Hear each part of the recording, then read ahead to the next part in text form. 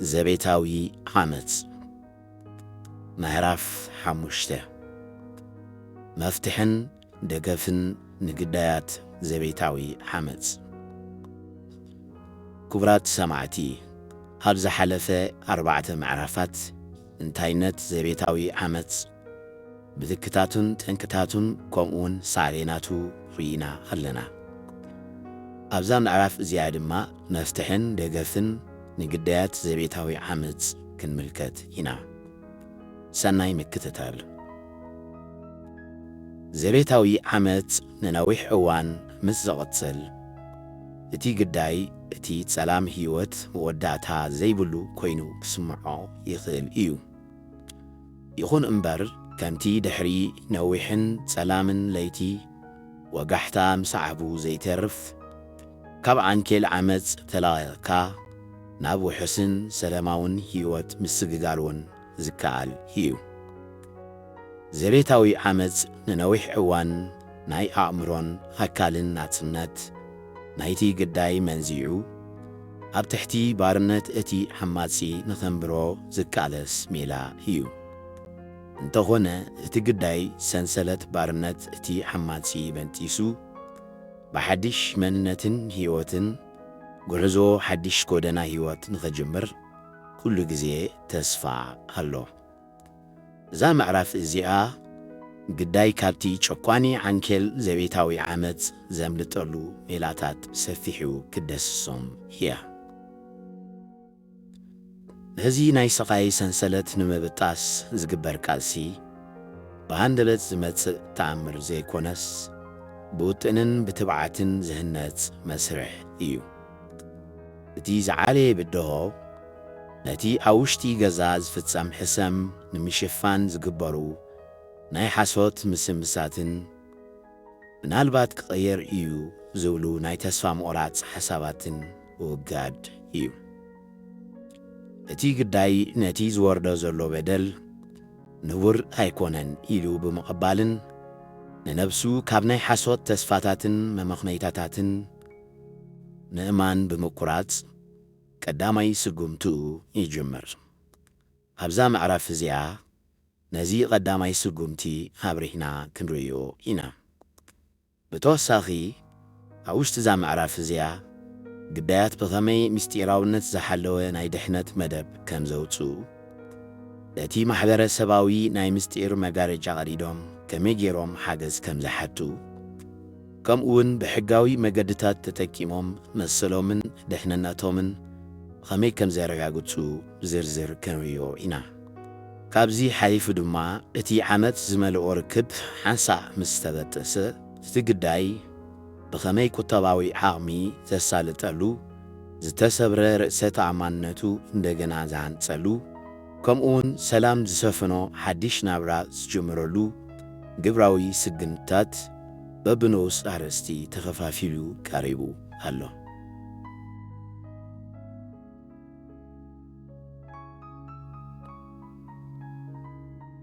مأمانن مقبالن way awareness and acceptance اتي كدامين عزيو خبيدن سقومتي تي يركب حدقنيا مخانون حمد كمزلوان مأمان هيو كاب سنسلت زبيتاوي حمد نملاغا زقبر ناينات سنت قعزو بقداماوي سقومتات زيكونس فاوشتي امرو تقداي زولد هميق ناينق حات برهان هيو زجمر زي قداماي سقومت ازي مأمانن وقبالن هيو ازي مالد دما اتقداي انت تخايلون اتحماتي نتي حبيت زفتسم زلو بدل مقوت تصارن موقعتن وزته بزي زخونة مسمسن ممخنيتان كم زلو حانت مخانو كإمانن كقبالون كله ايو زح جزي زبيتاوي عامت نامروسو أدناجيرو حكتاتن جيجاتاتن كم زتحاوزو سلازجبر اتيز فتسم زلو بدل كم عامت نخد قبلو ساب كزي شجركا يخيل هيو انتغنى نعامت كم عامت إلكا نسيامون مقبالون اتوم كتسيلوم سعبو ناي مفتح سقومتات تي فلامن هازيو أقداسن سقومتي هيو أوشتي حدقنيا ركب زنبر سب التي عمت نمقبال زشجرو كندي انكفاتات أوشتو زفتروم نايحاسوت مخنيتاتاتن تزفاتاتن يوم قداي مبزحتو جزيه حماق سلوزلو يوثم زجيرو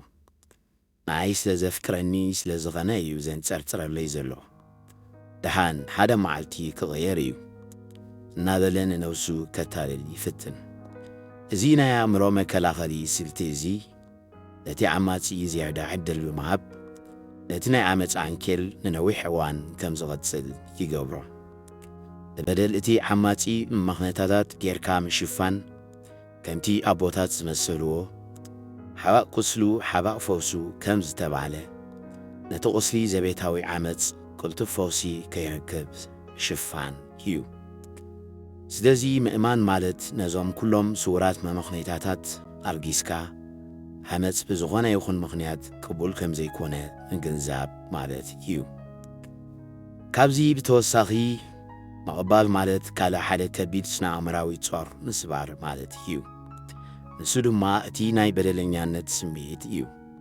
حملستي سبات كل جزيه نسخي أخي أباسات شخني بمبال نتي تحتات النت نابت قداي كسجاجرو يتسعرو يوم اتي قداي دما كسبغس حقيو أنا تنك انت زي كون كومو أي مقابرن يلو كامن يجمر تحققنا حمد كل جزي مرجع تي عمات سنبر سابين بحري تقداي كم زي كونه يو نزي حلق زي بمقبال تقداي كابتي ناير السو أصا ما أسرتي حارع قوتس يقبع اتزفت أمزرلو تقبار زبيتاوي حمد مخانو تقداي تراي زي كونه اتي حمات سون كأمنان قابلون هقداسي كمزي انتدا تغيرو تحماتي كاب تقباراتو كملسون تخلو ألو حالا حدا سب اتزغورو زولو حمد مخانو زي فلوتون كيلو سيدا زقل سلازي اتقداي بستخالو متن انتس بزربا انتس بصحف اتي حماتي زيبيتاو حمد يفتسم كمزلو كردو فتن يقبع بفلاينا بهزبا حالي الشامس انتوكر تقواياتهم زيبيتاو عمد كمزو خونن زي فلتو ديك تبعتيو خون ديك انستيو وزحات يوم سنكي تحوت نقحات اتي ابتقداي زوردو زلو عمد تأمنوا خونه تعسلو هيكولن سلازي تقداي نتعماتي تقوالاتو حمد مخانو كردو انت داخيلو هيوتون ركبون كدهن يخيل يو هيدات كابتي قداي نعماتي كردالو زخيل ميلاتات متكاس بزعبا زيويتاو عمد مزتاي زيويتاو عمد زملكت فيديوتات حبيركا مكتتال بزعبا زيويتاو عمد زستمرو متصحفتي نتقداي نتعماتي كم هياب بمبركات وزت زانسلو يوم زوم ميلاتات زياتهم نتزنبرنا عمد هاهو تريشم كتفقو يخولو يوم نزي نوس استزي بقبرين مرداء ناي راهلن ماركوسن تاريخ الملكت راهلن 4 عمتات مس ماركوس قتنبر كذا ماركوس كل جزيه مسمن كم اتزاربي كوتس أتصرا بغالاتي أواردا حدا جزيه دما يدو يدعلن دا نظر راهل كل جزيه ماركوس أبصرحو وتريس لازلو يو صباح كغيريو ناودت النرسا تأمنا نبرت يغون انبار حنت معلتي ماركوس سنكي زي ربحنا قرسينو هاب كميلكا حالينا عكال قدات مسات صحلا راهل كابتينا حسوت حلمي تبرامرت إذا سبزي أي كيرنيو زرك بزدما نعين دكين يقتلنا هلو إلى نتيجة حكي بولو لبا تقبلته زينا راهل أمراوي بقبال نتينا يموت ساق عزوز سرقة كداماي نايبرحان شيك يو مأمانن مقبالن مالت يتكايب كامقزع مالت زي كونس نتحدقا بنتصور حيني مللاي مالت يو حدا سب حاميمو كمزلو انت زي عامينو مدهانيت كدالي هاي كدالن يو بتمساسالي حدا قداي زلو ركب برزامن حدا جنيان مخانو بنتصور تغبيو እዚ ህይወት እዚ ሃይግባአንን እዩ ሓገዝ የድልየኒ ኣሎ ክብል ከሎ ነቲ ናይ ፈውስን ናይ ናጽነትን ማዕጾ ወግዒ ይኸፍቶ። እዚ ውሳነ እዚ ካብ ናይ ግዳይ ስምዒት ናብ ናይ ተቓላሳይን ተዓዋታይን ስምዒት ዝሰጋገረሉ ዓብዪ ድልል እዩ።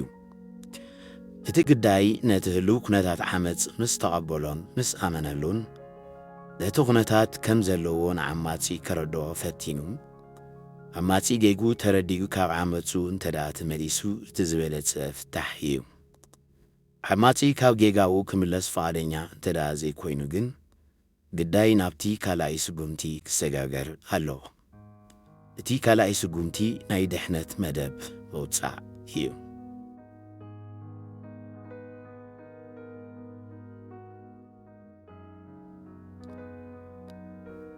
ናይ ድሕነት መደብ ምውጻእ ወይ ሴፍቲ ፕላኒንግ ቅድሚ ናብዚ ናይ ድሕነት መደብ ምውጻእ ዝሰመናዮ ካልኣይ ስጉምቲ ምስ ጋርማ ከም ህዝቢ ሓበሻ መጠን ከም ባህልናን ከም ክብርታትናን ነቲ ድሮ ተፈጢሩ ዘሎ ወትሪ ንምህዳእን ነቲ ዝደጋገም ዘሎ ዘቤታዊ ዓመፅ ደው ንምባልን ክንገብሮ ዘለና ሓደ ነገራት ንርኢ።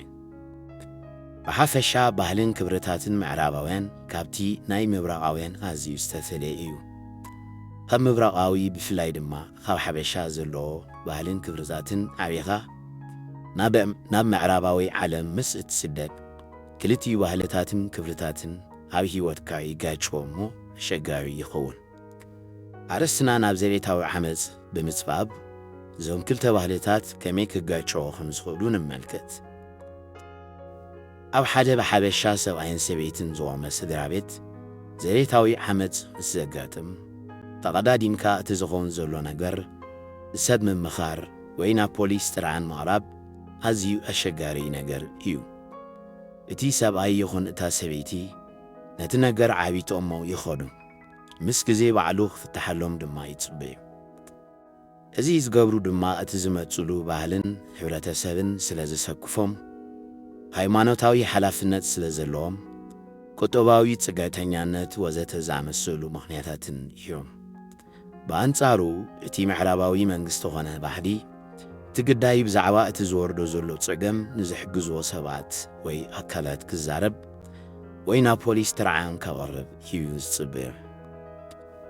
እዚ ከምዚ ዓይነት ኩነታት ነቲ ኣብ ስድራ ቤታት ሓሪሻ ዝፍጸም ዘቤታዊ ዓመፅ ሓደገኛን ዝተሓላለኸን ይገብሮ። በቲ ኣወንታዊ ሸነኹ ምስ ንዕብዮ ግን ኣብ ስድራ ቤታት ሓበሻ ዘቤታዊ ዓመፅ ዝፍጠር ቅድሚ ካብ ገዛ ናይ ምውፃእ ወይ ምፍልላይ ውሳኔ ምውሳድ ዝስዕብ ከም መፍትሒ ክፍተን ይግባእ። ቀዳማይ ንቤተሰብካ ምንጋር ዘቤታዊ ዓመፅ በቶም ክልተ ሰብ ሓዳር ወይ መጻምድቲ ክፍታሕ ምስ ዘይከኣል ንቤተሰብ ዘለካ ጾሮ ምክፋል ነቲ ሽግር ብቐሊሉ ክፍታሕ ይኽእል እዩ። ክልቲኦም ቤተሰብ ተጻምድቲ ተላዚቦምን መኺሮምን ደቆም ክምዕዱን ዋጾ ኣብ ምጥጣሕ ክሕግዙን ዝኽእሉ። ዋላ ቤተሰብ ብኣካል ኣብ ጥቓኻ ኣይሃሉ ናብ ዓዲ ብምድዋልን ምኽሪ ምሕታትን ነቲ ዝኾን ዘሎ ምዝራብን ጽቡቕ ተበንግሶ እዩ። ካልኣይ ብቤተሰብ ተዘይተኻኢሉ ንዝቐርቡኻ ዓበይቲ ሰባት ጉዳይካ ምምኻር። እዞም ሰባት እዚኣቶም ኣብቲ ዘለኻዮ ናይ ሓበሻ ማሕበረሰብ ሕፉራትን ክቡራትን ክኾኑ ይግባእ። ከዓርቁ ክእለትን ተመክሮን ዘለዎም ክኾኑውን ኣለዎም። እዞም ሰባት እዚኣቶም መራሕቲ ሃይማኖት፣ መራሕቲ ማሕበረኩም ወይ እውን ተራ ሰባት ክኾኑ ይኽእሉ። ከም ናይ መወዳእታ ኣማራጺ እቲ ጉዳይ ብዝቐርቡኻ ዓርኪ ማሓዛ ትእለን ፍታን እውን ከም ኣማራጺ ክውሰድ ይከኣል። እዚ ኩሉ ተገይሩ እቲ ዓመፅ እንተዳ ቐፂሉ ግን ነቲ ዘይተርፍ ካልኣይ ስጉምቲ ማለት ናይ ድሕነት መደብ ምውፃእ ኣገዳሲ እዩ። ካብ ሰንሰለት ዘቤታዊ ዓመፅ ምምላጥ ዝግበር ውሳነ ተብዓት ዝመልኦ እኳ እንተኾነ እቲ ካብ ገዛ ንምውፃእ ዝውሰድ ናይ ምስግጋር እዋን ግና ካብ ኩሉ ግዜ ንላዕሊ ሓደገኛን ተነካፍን እዩ። ምኽንያቱ እቲ ዓማጺ እቲ ግዳይ ካብ ኢዱን ቁፅጽሩን የምልጥ ከም ዘሎ ምስ ዝርድኦ እቲ ዓመፅ ናብ ዝለዓለ ጫፍ ከሰጋግርን ህይወት ኣብ ሓደጋ ክወድቕን ስለ ዝኽእል እዩ። ስለዚ ካብ ሓደገኛ ርክብ ምውፃእ ብሃንደበትን ብስምዒትን ዝግበር ሕዮ ዘይኮነስ ምስጢራውነት ዝሓለወ ብጥንቃቐ ዝተሰነየን ኩሉ ሸነኻት ዘጠቓለለን ናይ ድሕነት መደብ ምድላው ኣዝዩ ወሳኒ እዩ። እዚ ናይ ድሕነት መደብ እዚ ብቐዳምነት ነቶም ኣዝዮም ኣገደስቲ ዝኾኑ ሰነዳትን ቁጠባዊ ዓቕምታትን ብምእካብ እዩ ዝጅመር። ሓደ ግዳይ ካብ ገዛ ሃንደበት ክኣድም ከሎ ድሕሪ ተመሊሱ ሰነዳት ክወስድ ምስ ዝፍትን ዓብዪ ሓደጋ ይቃላዕ እዩ። ስለዚ ከም ፓስፖርት፣ ካርድ መንነት፣ ፍቓድ መምርሒ መኪና፣ ወረቐት ልደት ቆልዑ፣ ናይ ባንኪ ሰነዳትን ናይ ሕክምና ወረቓቕትን ዝኣመሰሉ ክትከኦም ዘጸጉሙ ነገራት ብምስጢር ኣቐዲምካ ክእከቡ ኣለዎም። እዞም ሰነዳት እዚኦም ምስ ንእሽቶ ፍጹጽ ገንዘብን ኣልዋሳትን ብምድላው ኣብ ውሽጢ ገዛ ዘይኮነስ ኣብ ውሑስ ቦታ ንኣብነት ኣብ ኣማኒ ናይ ቀረባ ሰብ ወይ ስድራ ቤት ኣቐዲምካ ምስጢሩ ሓሊኻ ምቕማጥ የድሊ። ካልእ ናይዚ መደብ ዓብዪ ክፋል ድማ ናይ መራኸቢ ቴክኖሎጂን ዲጂታላዊ ድሕንነትን ምሕላው እዩ። ዓመፅቲ ሰባት መብዛሕትኡ ግዜ ናይ ስልኪ መልእኽትታትን ናይ ኢንተርነት ታሪኽን ብምክትታል እቲ ግዳይ እንታይ ይሓስብ ከም ዘሎ ክፈልጡ ይጽዕሩ እዮም። ስለዚ ዝኾነ ናይ ሓገዝ ማሕበራት ዝተደወሉን ቁጽሪ ወይ ኢንተርነት ዝተፈተሸሉ ሓበሬታ ብቕልጡፍ ክድምሰስ ኣለዎ። ዘተኻኢሉ ድማ ተዓማጺ ዘይፈልጦ ምስጢራዊ ካርድ ቴሌፎን ማለት ሲም ካርድ ወይ ካልእ ስልኪ ብምድላው ምስቶም ኣብ እዋን ሓደጋ ክረዱ ዝኽእሉ ሰባት ቀጻሊ ርክብ ክህልወካ ምግባር ሓደ ካብቶም ዝበለጹ ናይ ምክልኻል ስልትታት እዩ። ነዚ ሓሳብ እዚ ብግብሪ ንምርዳእ ናይ ሰላምን ኣማኒኤልን ታሪኽ ንጹር ኣብነት እዩ። ሰላም ካብ ኣማኒኤል ዝወርዳ ዝነበረ ቀጻሊ ምቁጽጻርን ኣካላዊ ሓደጋን ንምምላጥ ምስ ወሰነት ብሃንደበት ኣቕሊላ ካብ ገዛ ኣይወጸትን። ንሰለስተ ሰሙናት ዝኣክል በዓል ቤታ ኣብ ዘይብሉ እዋን ናይ ባዕላን ናይ ጓላን ምስክር ወረቐት ልደት፣ ወረቐት ቪዛን ንኣሽቱ ወረቓቕትን እናኣከበት ናብ ምስጢራዊት መሓዛኣ ተሰጋብሮ ነበረት። ኣብ ስልካ እትርእዮም ናይ ሓገዝ ማሕበራት ዌብሳይታት ድማ ወትሩ ትድምስሶም ነበረት። ሓደ መዓልቲ ኣማኒኤል ካብ ገዛ ወፂኡ ናብ ስራሕ ከም ዝኸደ ምስ ኣረጋገጸት ጓላ ሒዛ ብሰላም ናብቲ እትዕቀበሉ ቤት ክትወፅእ ከኣለት። ኣማኒኤል ኣብ ቤት ከሎ ክትወፅእ እንተትፍትን ክንደይ ዕግርግር እተላሕለ ህይወታን ህይወት ጓላን እውን ኣብ ሓደጋ ወደቐ። እዚ ምስጢራዊ ጥንቃቐ እዚ ካብቲ ክስዕባ ዝኽእል ዝነበረ ከቢድ ሓደጋ ኣድሓና። ናይ ድሕነት መደብ ምውፃእ ማለት ፍርሒ ዘይኮነስ ንህይወትካን ንደቅኻን ብውሕልልነት ምዕቃብ ማለት እዩ። እዚ መደብ እዚ ብተወሳኺ ኣብ ውሽጢ ገዛ ሃንደበት ባእሲ ምስ ዝፍጠር ብናይ ማዕጾ ክትወፅእ ከም ትኽእል፣ ቆልዑ ሓደጋ ምስ ዝርእዩ ናብ መን ክድውሉ ከም ዘለዎም ሚስጥራዊ ቃላት መምሃር እውን ክውስኾ ይካል።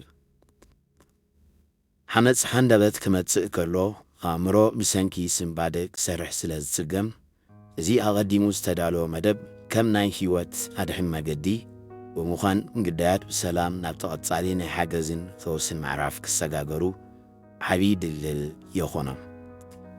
ቅድሚ ካብቲ ሓደገኛ ርክብ ምውፃኡ ኾነ ድሕሪ ምውፅኡ ግዳይ ዘቤታዊ ዓመፅ ዝኾነ ሰብ ካብ ኣብ ከባቢ ዘለዉ ሰባትን ማሕበራትን ሓገዝ ክሓትት ይግባእ።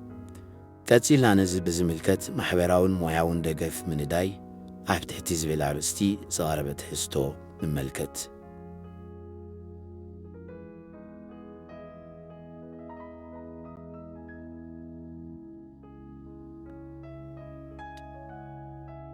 ማሕበራውን ሞያውን ደገፍ ምንዳይ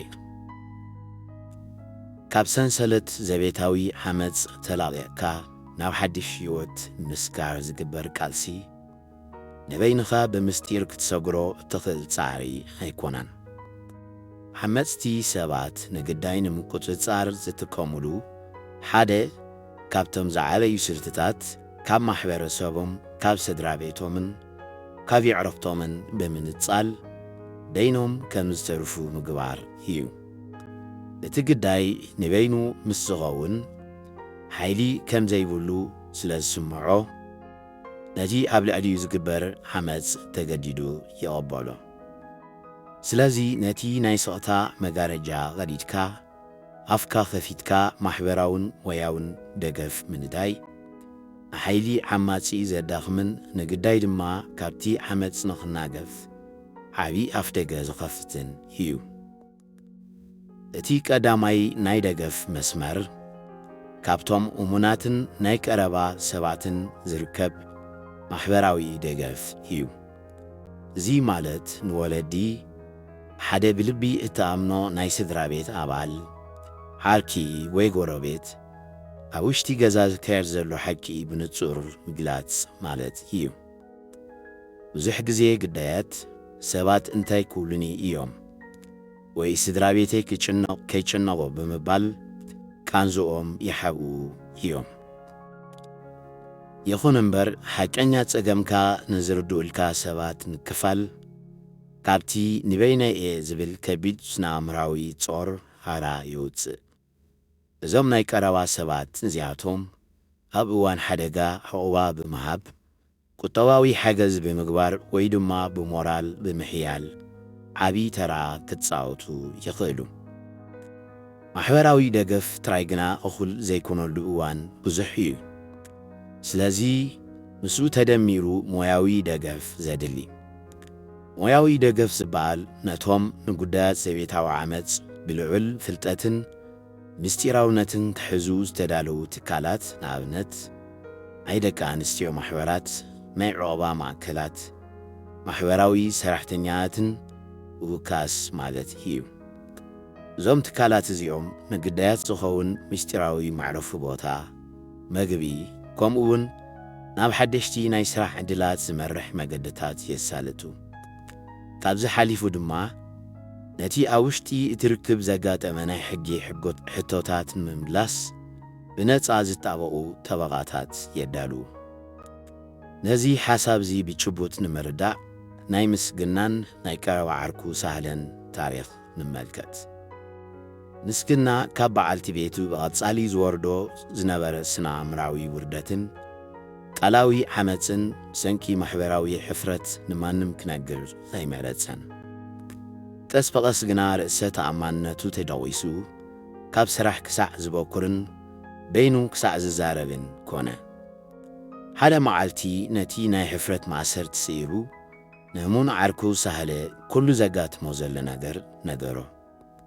ሳህለ ንምስግና ኣብ ክንዲ ተቐዳዲሙ ምፍራድ ንጉዳዩ ብምሉእ ልቡ ሰምዖ። ድሕሪ ድማ ሓንቲ ብዛዕባ ዘቤታዊ ዓመፅ እትምልከት መጽሓፍ ሓቢሮም ከንብቡን ዝተፈላለየ ዝሕግዞም ቪድዮታት ከዕዘቡን ጀመሩ። ድሒሩ እውን ሳህለን ዮናስ ምስ ሓደ ሞያዊ ኣማኻሪ ኣላገዩ። ዮናስ በቲ ዝረኸቦ ሞያዊ ናይ ምኽሪ ሓገዝ ተጠቂሙ እቲ ኣብ ውሽጡ ተሃኒጹ ዝነበረ በሰላ ፈዊሱ ንነብሱ ኣብ ዝኽእለሉ ጥዑይ ሃዋህው ክሰጋገር ክኢሉ ኣሎ። ሓገዝ ምንዳይ ናይ ድኽመት ወይ ናይ ስዕረት ምልክት ዘይኮነስ ናይ ልዑል ተባዓትን ህይወትካ ናይ ምድሓን ድሌትን መርዓያ እዩ። ዘቤታዊ ዓመፅ ንኣእምሮ ሰብ ስለ ዘድክሞ ንበይንኻ ክትወፅኦ ምፍታን ተወሳኺ ድኻን እዩ ዝወልድ። ማሕበራውን ሞያውን ደገፍ ምዝርከብ ግና እቲ ግዳይ ኣብ ፀገሙ ዝድግፎ ዓብዪ ሓይሊ ከም ዘለዎ ይርዳእ። እዚ ማሕበራዊ ሓገዝ እዚ ነቲ ግዳይ ካብቲ ናይ ጸላም ጉድጓድ ኣውፅዩ ደገፍ ማሕበረሰብን ሞያውያንን ተሰንዩ ኣብቲ ዝቕጽል ናይ ሕጋዊ መስርሕን ናጽነትን ምሕራፍ ብምትእምማን ክሰግር ዓብዪ ድልድል ይኾነ።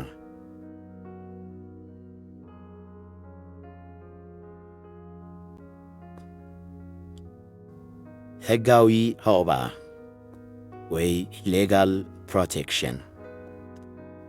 ሕግን ሕጋውነትን ኣብ ህዝቢ ሓበሻ ሓደ ከም ቁሪ ዝፍራሕ ነገር እዩ። ብፍላይ ድማ ኣብ ምዕራባዊ ዓለም ናብ ሕጊ ምኻድ ቆልዑ ከይምንጡሉኒ ብዝብል ፍርሒ ዳርጋ ከም ኣማራጺ ኣይውሰድን እዩ። እንተኾነ ገዛእ ርእስኻን ደቅኻን ምሰንኪ ዓመፅ ኣብ ሓደጋ የእቲኻ ሕጊ ባዕሉ ክሳዕ ዝመጸካ ምጽባይ ጥበብ ኣይኮነን። ብመቕርብን ቤተሰብን ይዕሩኽን ዓበይቲ ሰባትን ተማዒዱ ዘይሰምዐ ዓማጺ እቲ እንኮ ዓመፁ ደው ከብለሉን ክሰምዓሉን ዝኽእል መገዲ ናብ ሕጊ ጥርዓን ብምቕራብ ጥራይ እዩ። ካብ ሰንሰለት ዘቤታዊ ዓመፅ ንምውፃእ ዝግበር ናይ ናጽነት ጉዕዞ ብስነ ኣእምራዊ ጽንዓትን ማሕበራዊ ደገፍን ጥራይ ዘእማም ኣይኮነን። ብሕጋዊ መናድቕ ተደጊፉ ቀዋሚ ርግዓትን ውሕስነትን ክረክብ ኣለዎ። ዓመፅቲ ሰባት መብዛሕትኡ ግዜ ሕጊ ከም ዘይትንክፎም ወይ ድማ እቲ ግዳይ ብሰንኪ ፍርሕን ህፍረትን ናብ ትካላት ፍትሒ ከም ዘይከይድ ብምእማን እዮም ዓመፆም ዝቕጽሉ። ስለዚ ሕጋዊ ምክልኻል ምንዳይ ማለት ነቲ ዓማጺ ብሕጊ ከም ዝሕተት ምግባር ጥራይ ዘይኮነስ መጻኢ ህይወት እቲ ግዳይን ደቁን ብዘተኣማምን ናይ ድሕነት ሓጹር ምድላው ማለት እዩ። ሓደ ካብቶም ኣዝዮም ሓያላትን ቁልጥፋትን ናይ ሕጊ መሳርሒታት ናይ ምክልኻል ትእዛዝ ማለት ሬስትሬኒንግ ኦርደር ወይ ፕሮቴክሽን ኦርደር እዩ።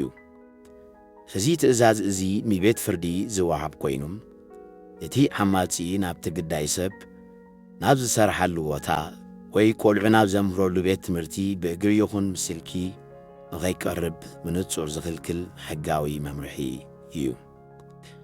እዚ ተኽእሎ ሓደጋታት ንምዕጋት ዘሕግዝ ኮይኑ እቲ ዓማጺ ነዚ ትእዛዝ እዚ እንተኣፍሪስዎ ብዘይተወሳኺ መረዳእታ ወይ ምኽንያት ብቐጥታ ብፖሊስ ክእስር ከም ዝኽእል ስለ ዝእዝዝ ንግዳይ ዓብዪ ናይ ኣእምሮ ሰላምን ኣካላዊ ውሕስነትን ይህቦ። ብተወሳኺ ሕጋዊ መስርሕ ብቑዕ ንምግባር ምስክር ወረቓቕትን መርትዖታትን ብእካብ ኣዝዩ ወሳኒ እዩ። ዝኾነ ኣካላዊ መውካዕቲ ምስ ዘጋጥም ስእሊ ምቕራጽ፣ ናይ ሕክምና ጸብጻባት ማለት ሜዲካል ሪፖርትስ ብግቡእ ምዕቃብ፣ ከምኡውን እቲ ዓማጺ ምስልኪ ዝሰለዶም ናይ ምፍርራሕ መልእኽትታትን ድምፅታትን ከይጠፍኡ ምዕቃብ የድሊ። እዞም መርትዖታት እዚኦም ፖሊስን ጠበቓታትን ነቲ ጉዳይ ቕልጡፍ ክሕዝዎ፣ ኣብ ቤት ፍርዲ ድማ ናይ ቆልዑ መሰል መዕበይ ማለት ቻይልድ ካስተዲ ንምውሳን ከቢድ ሚዛን ዝሓዙ ጭቡጣት ምስክራት እዮም። ነዚ ሓሳብ እዚ ብግብሪ ንምርዳእ ናይ ልያን ጣዕመን ታሪኽ ንመልከት። ልያ ካብ ጣዕመ ዝወርዳ ዝነበረ ቀጻሊ መውቃዕትን ናይ ህይወት ሓደጋን ንምግታእ ብትብዓት ናብ ፖሊስ ብምኻድ ጸብጻብ ኣመዝገበት። ፖሊስ ነቲ ምስክር ወረቐት ሕክምናን ጣዕመ ብስልኪ ዝሰደላ ዝነበረ ናይ ሞት ምፍርናሕ መልእኽትታትን ተጠቂሙ ብቕልጡፍ ናይ ምክልኻል ትእዛዝ ማለት ፕሮቴክሽን ኦርደር ካብ ቤት ፍርዲ ኣውፅኣላ። ጣዕመ ሕጊ ከታተሎ ከም ዘሎን ናብ ልያ ገጹ ክቐርብ እንተፈቲኑ ቤት ማእሰርቲ ከም ዝጽበዮን ምስ ፈለጠ ካብ ልያ ክርሕቕ ተገደደ። እዚ ሕጋዊ ስጉምቲ እዚ ንልያን ንደቃን ካብ ቀጻሊ ስቓይን ፍርሕን ኣድሓኖም። ሕጋዊ ምክልኻል ምንዳይ ማለት ንስድራ ቤትካ ምፍራስ ዘይኮነስ ነቲ ዝተጣሕሰ ሰብኣዊ መሰልካን ክብረኻን ፍትሒ ምሕራም ማለት እዩ። ሕጊ ንኹሉ ዜጋ ማዕረ ጽላል ክኸውን እዩ ተዳልዩ። ግዳይ ነቲ ዘሎ ሕጋዊ መሰሉ ተረዲኡ ብነፃ ምስ ዘጣበቑ ናይ ሕጊ ኣማኸርቲ ምትሕብባር ስጉምቲ ክወስድ ከሎ እቲ ዓማጺ ካብቲ ንሱ ዝፈጥሮ ናይ ሓይሊ ላዕለዋይነት ወሪዱ ኣብ ትሕቲ ቁፅጽር ሕጊ ክውዕል ይገብር። እዚ ሕጋዊ ውሳኔ እዚ ነቲ ናይ ዓመፅ ምዕራፍ ብወግዒ ዓፅዩ ግዳይ ብሰላምን ብናጽነትን ሓድሽ ምዕራፍ ህይወትን ምጅማር መሰረት ይኾኖ። ብዘይካ እቲ ብሕብረተሰብ ትካላት ሓገዝን ሕግን ዝግበር ደገፍ እቲ ግዳይ ካብ ዓማጺ ምስ ተገላገለ በቲ ዝወረዶ ዓመፅ ተጐዲዩ ክተርፍ ዘይኮነስ ሓድሽ ምዕራፍ ህይወት ክጅምር ይግባእ። ከቲሉ ዘሎ ትሕዝቶ ነዚ ብኸመይ የተግብሮ ዝደስስ ክኸውን እዩ።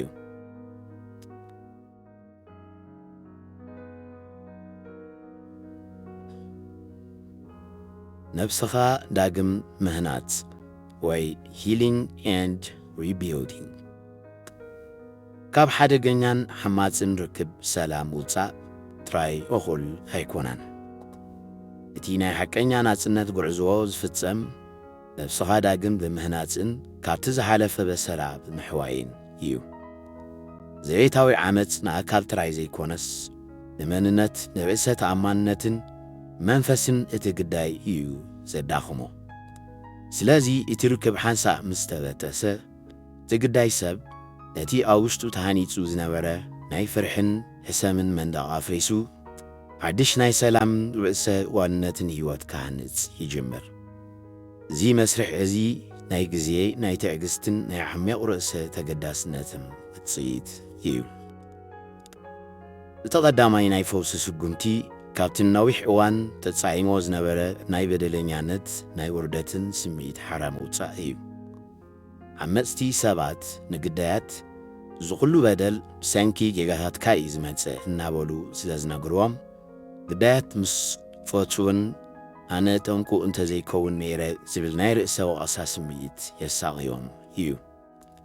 ነፍስኻ ዳግም ምህናጽ ማለት ግና እቲ ሓመፅ ምርጫ እታ ዓማፅ እምበር ፍጹም ናተይ ጌጋ ኣይነበረን ኢልካ ነፍስኻ ሓቀኛ የቕሬታ ምግባርን ሓርነትካ ምእዋጅን እዩ።